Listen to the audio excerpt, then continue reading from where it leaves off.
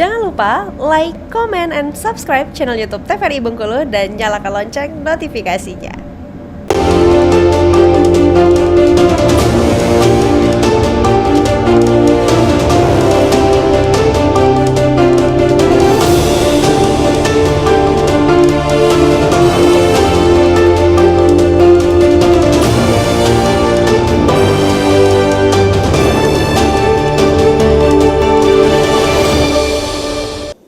Assalamualaikum warahmatullahi wabarakatuh. Halo pemirsa TVRI Bengkulu, senang sekali bersama saya Klasa Betani di Beranda TVRI Bengkulu. Pada kesempatan kali ini kita akan membahas terkait dengan tema yang sangat relevan dan juga kita rasakan di kehidupan kita sehari-hari, yakni waspada cuaca ekstrem. Yang mana cuaca ekstrem ini tidak hanya mengganggu aktivitas kita sehari-hari saja, tapi juga ternyata terdampak pada segi lingkungan dan juga dari segi pertanian. Nah, kita akan membahas bersama dengan narasumber yang sudah berkompeten di bidangnya. Ada Bapak Klaus Johannes Apoh Damanik selaku Kepala Stasiun Klimatologi Kelas 1 Bengkulu. Selamat sore Bapak Damanik. Selamat sore Mbak. Gimana kabarnya Pak? Kabar baik. Alhamdulillah baik. Walaupun dan juga mendung tetap semangat ya. Ini kayaknya terkait dengan cuaca ekstrim ini sudah banyak juga Pak ya? Ya benar. Ya. Pelaporan-pelaporan dari masyarakat tentunya. Baik, dan juga di sore hari ini kita juga hadir bersama kita ada Ibu Afriyenita Yeni selaku Sekretaris DLH Kota Bengkulu. Selamat sore Ibu Yeni. Gimana kabarnya Bu? Alhamdulillah baik dan sehat. Alhamdulillah baik dan juga sehat. Dan juga sudah bersama kita di sore hari ini pemirsa ada Bapak Supanjani selaku akademisi Universitas Bengkulu. Selamat sore Bapak Supan. Selamat sore Bu. Gimana kabarnya Pak? Alhamdulillah sehat walafiat. Alhamdulillah sehat walafiat. Dan juga pemirsa dan tetap semangat ya meskipun cuaca tidak mendukung akhir-akhir ini. Kita akan bahas terkait dengan waspada cuaca ekstrim pemirsa dan kita akan melihat seperti apa pandangan dari para narasumber terkait dengan dampak dan juga seperti apa mitigasi dari cuaca ekstrim yang kita rasakan akhir-akhir ini. Baik, untuk Bapak Damanik sendiri nih selaku Kepala Stasiun Klimatologi Kelas 1 Bengkulu seperti apa melihat cuaca Bengkulu akhir-akhir ini Bapak? Ya, yang pertama ini kan normal ya, karena memang Indonesia secara umum kita hanya mengenal dua musim ya, musim kemarau dan musim hujan. Nah, di akhir September yang lalu juga kita sudah menyampaikan bahwasanya kita sudah mulai memasuki awal musim hujan dan puncak musim hujan kita itu ada di bulan November dan Desember. Maka bulan November kemarin itu dominan puncak hujan itu di daerah hulu Mbak. Jadi November kemarin kebetulan beberapa kejadian di daerah ketinggian, di daerah Lebong, Rejang Lebong dengan Kepayang itu. Nah ini di Desember ini di pesisir. Jadi termasuk Kota Bengkulu itu sering akibat dampak dari cuaca ekstrim itu, terutama yang diakibatkan oleh hujan lebat itu sering terjadi banjir, kemudian termasuk angin ya, angin kencang seperti itu. Baik, berarti untuk angin kencang dan juga hujan deras sendiri paling sering terjadi di bulan-bulan November dan juga Desember ya Bapak ya?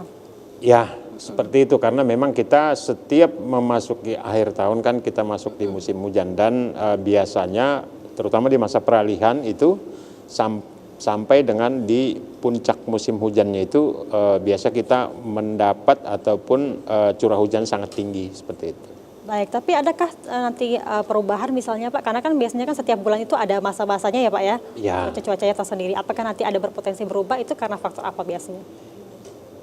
Normal ya, normal. Ya, jadi setelah proses di puncak musim hujan kita di akhir atau di bulan Januari nanti akan menurun dan sesuai dengan prediksi BMKG itu sampai dengan bulan April itu pengaruh dari La Nina masih diperkirakan itu di April melemah sehingga masukin normal di bulan berikutnya seperti itu. Baik, untuk Ibu Yeni sendiri selaku Sekretaris DLH Kota Bengkulu seperti apa Bu melihat kondisi cuaca akhir-akhir ini, apalagi kan ini juga termasuk peran dari DLH ya Bu ya terkait pohon-pohon yang ada di wilayah Kota Bengkulu.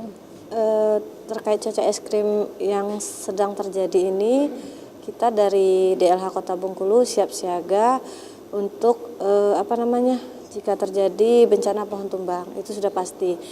Dan yang terutama kita sendiri memang melakukan rutinitas pemangkasan pohon yang tinggi-tinggi.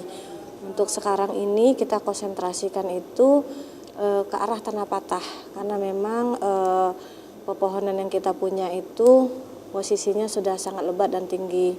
Nah, jadi memang itu rutinitas kita konsentrasikan dulu ke sana untuk memangkas pohon-pohon tersebut untuk diremajakan. Baik, untuk DLH Kota Bengkulu sendiri itu wilayah mana saja Bu yang diperhatikan untuk kondisi pohonnya sendiri? Untuk sekarang ini Mbak di tanah patah dulu karena memang dari awal tahun kita sudah memangkas dari Bundaran BI, Jami itu sudah remaja, sudah cakep pohonnya Mbak. Lanjut Simpang 5 ke tanah patah dan sekarang ini sudah sampai di tanah patah. Nah di tanah patah ini yang kita konsentrasikan satu sisi dulu yang sebelah RRI. Nah itu yang kita arahkan dulu nanti baru ke sisi seberangnya. Gitu. Baik, karena kan untuk cuaca ekstrim sendiri pasti banyak ya Bu ya aduan dari masyarakat terkait pohon-pohon yang memang berpotensi untuk roboh dan sebagainya. Nanti kita bahas lebih lanjut. Kalau Bapak Supanja sendiri seperti apa Bapak melihat kondisi cuaca saat akhir-akhir ini, karena kan ini juga keterkaitannya dengan dari segi pertanian ya Bapak ya? Ya betul. Jadi kita kalau dari sisi pertanian itu ya lengkap lah. Karena kita juga ada tanaman yang butuh hujan banyak, ada tanaman yang tidak mau hujan banyak, kemudian yang butuh hujan banyak yang jelas seperti padi, sawit itu butuh hujan banyak. Sementara kalau yang kurang hujan ya ada cantel. Ini yang belum dikenalkan kita, belum banyak dikenalkan di Bengkulu ya. Tapi kemarin sudah dicoba yang tahan kekeringan gitu. Nah ini kita memang butuh keanekaragaman tanaman tadi, terutama untuk ya ketahanan pangan gitu. Walaupun itu lengkap nanti dari sisi produksi sampai ke sisi penyimpanannya. Nah itu mungkin nanti kita bahas di belakang. Untuk yang penyimpanan itu kita kalau dari sisi saya akademisi saya pikir kita salah langkah karena kita menyimpan dalam bentuk beras. Kalau misalnya makanan pokok kita ya. Nah, sementara beras itu paling tahan 2 bulan nanti sudah apak. Nah kalau petani ya zaman dulu itu nyimpannya pakai gabah. Nah, dengan gabah itu bisa setahun nggak masalah. Nah ini untuk mengantisipasi cuaca ekstrim untuk jadi kalau pas kita full untuk cukup bagus curah hujan. Nah ini memang dari pertanian harus ngasih warning, terutama kita memang harus melihat tren cuaca dari BMKG atau tren tahunan gitu ya, sehingga kita bisa lebih tepat untuk kapan tanam. Berarti ini juga mengganggu dari aktivitas dari akademis juga ya Pak ya, karena kan ini juga menyangkut mahasiswa ya Bapak ya, yang juga turun langsung untuk melihat jenis-jenis tanaman ya, tergantung dengan kondisi cuaca ya Pak. Oh iya itu memang kita harus memilih tanaman tertentu untuk musim tertentu, terutama untuk tanaman semusim. Kalau untuk tanaman tahunan ya biasanya dia akar tunjangnya kan dalam. Jadi oleh karena itu memang untuk di kita Bengkulu mungkin sistem agroforestry yang paling cocok untuk paling tanaman cocok untuk tanaman di Bengkulu ya Bapak ya. Baik, kita akan break sejenak, nanti kita bahas lagi lebih lanjut terkait dengan tema kita di sore hari ini, waspada cuaca ekstrim. Pemirsa, kami akan kembali